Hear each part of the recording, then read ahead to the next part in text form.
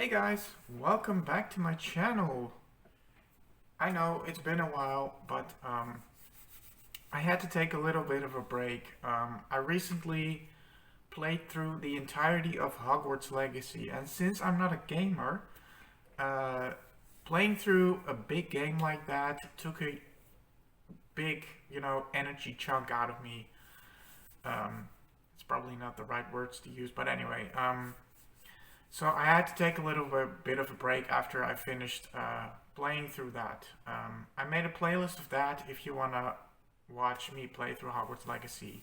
And if not, this is my first video coming back. Now, there's not really much to unbox yet. There are lots of unboxings to come, so look forward to that.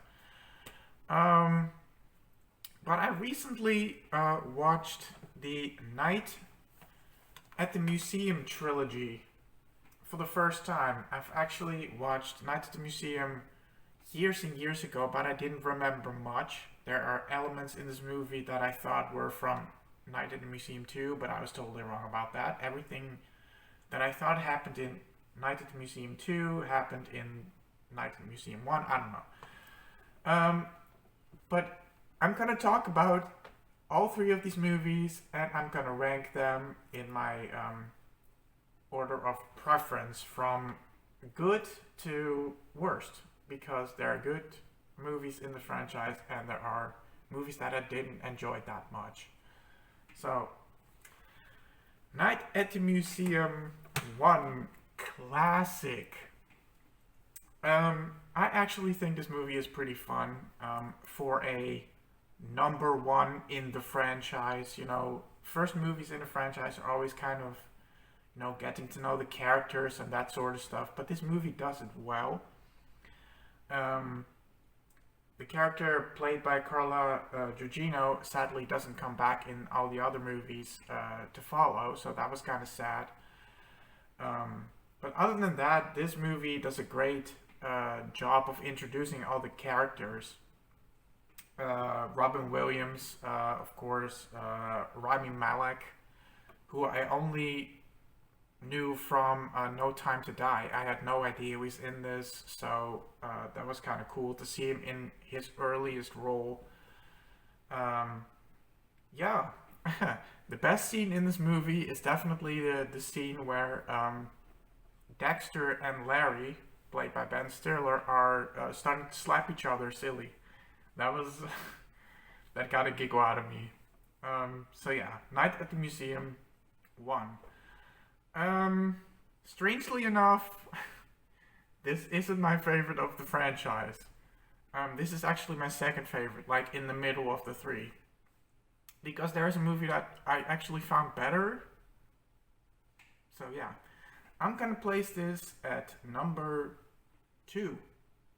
Night at the Museum 2. I'm gonna rank this,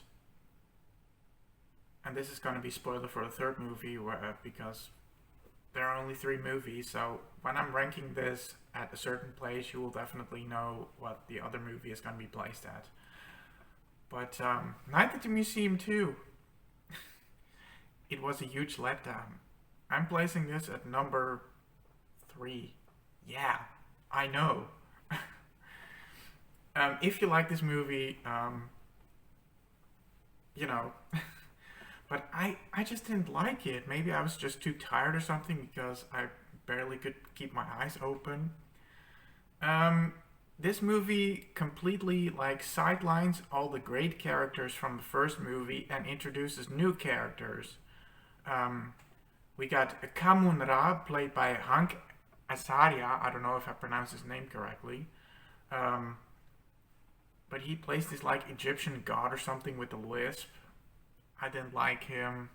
I don't know. Then we got Amelia Earhart, played by Amy Adams, as a new love interest, I guess, for Larry Daly. But I don't know. It's just I missed the old characters because they were completely sidelined. They do appear in the movie at the beginning and in the end, but I don't know, it just, I didn't care.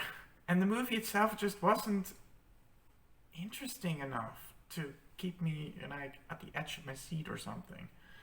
So yeah, I just didn't like it that much. So yeah, Night at the Museum 2, placed at number 3 of the trilogy. I didn't like it. I almost fell asleep, actually. Ugh. New characters, no no. Old characters, completely sidelined. Don't do that. When you have a great concept, don't make more. That's what franchises always do, you know. The first thing is always like the basic thing, and then when it get more sequels, they start to make new characters, and it has to be bigger and bigger and bigger, and I don't know. It just doesn't work for this movie, in my opinion. So yeah, number 3, Night at the Museum 2. And yes, you already guessed it, Night at the Museum 3. Surprisingly, this was the movie I had the most fun with. There are so many good moments in this movie. Probably my opinion is very underrated about this movie. But seriously, I really enjoyed this movie. It's like good. I was so happy after watching this. I'm still very happy that this movie turned out so good after the disaster that was Night at the Museum 2. I didn't enjoy it. It took me a few days to actually to get myself to finally, you know, actually put this in, because I thought Night at the Museum 2 sucked. Night at the Museum 3 wasn't going to be good, but I was wrong. There are so many good moments in this movie, which I'm gonna name. First of all, Huge Jackman, and Alice Eve made cameos in this movie. With this hilarious scene with Dan Stevens playing Sir Lancelot, who runs on stage with Huge Jackman and Alice Eve performing a theater play, and Sir Lancelot constantly calls him Huge Jackman, which in my opinion was just fun. Owen Wilson, Steve Coogan as Jedediah and Octavius, they really, really stole the show in this movie. They have their kind of their own subplot in this movie, starting with this crazy thing when they watch cat videos. When I watch cat videos and comment on those videos. Really, really fun. And then the whole scene in Pompeii, yip wop, with Dexter peeing out the lava and them getting stuck in that vent where you can see them like blown to the wall. And you hear like this huge wind, and then you get this like overview of the fence system, and then you just hear it very slowly. Like it's so creative, it's so cool, it's so fun. All the scenes with Jedediah and Octavius are hilarious in this movie. Those two, Owen Wilson and Steve Coogan, really steal the show in this movie. Then we got Ben Stiller playing a dual role in this movie, where he plays Law, a Neanderthal who loves to eat these packing peanuts that you find in boxes and stuff. And then he's like ordered to hold the door shut, and he doesn't understand, and he like later they're sitting in the break room, and Ben Stiller is just talking and talking, very deep lines and that sort of stuff, and then Law gets the idea to use his head as a battering ram, but Larry doesn't understand it. And in the background, you see Law like shoving his head through the glass, and it's pretty good. I really enjoyed that character. Later, of course, Law and Rebel Wilson's character fall in love, and blah blah blah. It was just really fun. This was also the first movie, which I didn't mention in the part where I talked about Night at the Museum 1. Ricky Gervais's character was so annoying in the first one. He was like talking with this weird, I don't know, he had like a speech like problem or something. He couldn't finish his lines, or he was like talking weird or something. And it was just not funny at all. Like, he was so annoying. In this movie, he's fine. He's actually talking normally, and he's just a really fun character, to be honest. And nice. In Night at the Museum 1, he was kind of a jerk, and I didn't like him at all. But in this movie, he redeemed himself. So yeah, the new actor playing the son of Ben Stiller, or Larry, I should say. I don't know the actor's name. But in the first two movies, he was played by somebody else, and in this movie, he was replaced by another actor. I don't know. But I don't know if it was the script or the actor, but in the beginning of the movie, all the actor says is, yeah, and yeah. And he looks kind of like a stoner. I don't know. I just didn't like him. He became a little bit more loose in like the later half of the movie, but I don't know if it was just the actor or just bad writing, but Larry's son was kind of annoying in this movie with his yeah. I didn't like it that much. Another wonderful scene when they're sitting in the bus, in like the last row of the bus, and you see these kids who are actually played by Ben Stiller's kids. You can see them stare at all these characters who are sitting in the last row of the bus. And then Jedediah or Octavius are saying like, "Why don't you take a picture? It'll last longer." And then the girl takes a picture.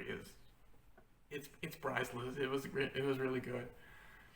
Then back to Dan Stevens playing Sir Lancelot. I don't know if I should spoil it, but he's kind of the villain in the movie.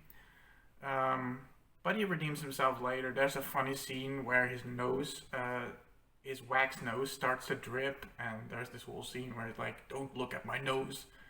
And he's like this little flap of wax hanging there, which was pretty fun. I honestly say Sir Lancelot was a really fun character, especially in the theater scene with Hugh Jackman. That was just priceless.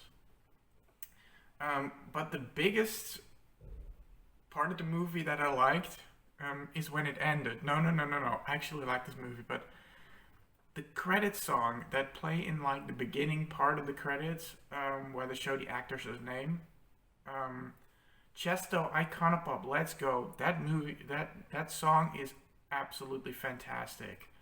And while that song is playing, they're playing clips of actors like dancing along with it. It's just such a wonderful ending to the movie. Of course, there is this memoriam thing for Mickey Rooney and Robin Williams, who sadly passed away before the movie was released. I think it was both actors' last roles. So that was kind of sad, but yeah, such a great ending to a franchise. Characters all dancing on such a wonderful song. Once again, Chesto featuring Iconopop, Let's Go. Such a wonderful song. I can't stop listening to that. And the characters dancing was just really, really fun. So Night at the Museum 3, absolutely wonderful. An absolutely wonderful end to the franchise. Well, end. I think there's a fourth movie recently released, but it's animated. I won't even bother watching it unless you guys want me to watch it and review it. I don't know. But yeah, that was my rant about the Night at the Museum trilogy, with the first one being number 2, with the second one being number 3, and with number 3 being my favorite. So yeah. I hope you guys enjoyed my video of Night at the Museum trilogy. More unboxings coming when new movies come out. There should be new movies coming out in this month. So yeah, I'm gonna do unboxings, and until then, thank you so much for watching, and I'll see you guys in the next video. Bye.